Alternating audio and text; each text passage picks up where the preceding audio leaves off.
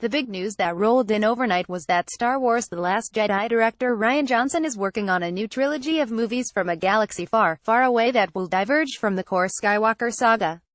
Now, we're big fans of Rian Johnson, and we're excited to see The Last Jedi, but we can't help but feel that this new trilogy plus a live-action TV show might be a terrible idea. We totally understand why Lucasfilm and Disney want to invest in characters outside of the Skywalker Solo dynasty. With Han Solo patricided into oblivion and the sad news of Carrie Fisher's death in December 2016, the first family of the Star Wars universe is down to 2 members, Luke Skywalker played by the 66-year-old Mark Hamill and Adam Driver's petulant bad boy Rilo Ken and, potentially Daisy Ridley's Rey, of course. Copyright Disney advertisement continue reading below. Despite his boundless patience, Hamill may want to retire from his iconic role at some point. After all, he wasn't keen to return in the first place.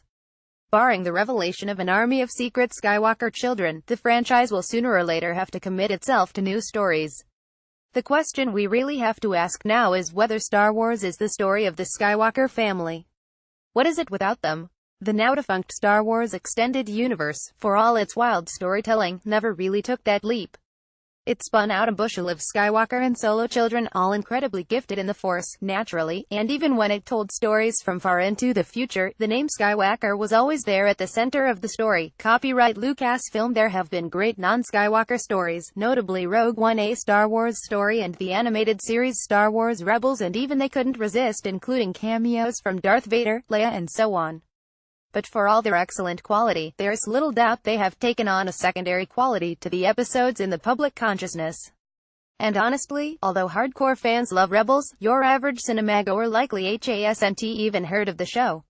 While lovable new characters like Rey and Finn have helped the Star Wars revival become the success it is, there is no doubt that fan service and nostalgia have been the cornerstone of the project.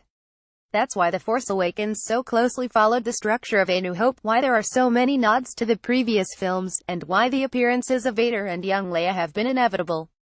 What will the franchise be when those foundations have been removed? Copyright Disney. Regarding the Marvel franchise, 9 years and 17 films down the line, we've got to admit we're developing MCU fatigue, and we dread the same thing happening with Star Wars as the loosely related spin-offs come year after year.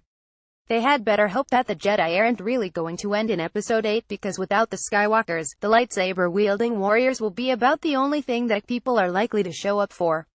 At a time when Disney is making a bid for world domination, are they putting too many eggs in the Star Wars basket? May the Force be with you, Lucasfilm. You're going to need it. Want up to the minute entertainment news and features? Just hit like on our Digital Spy Facebook page and follow on our @DigitalSpy Twitter account and you're all set.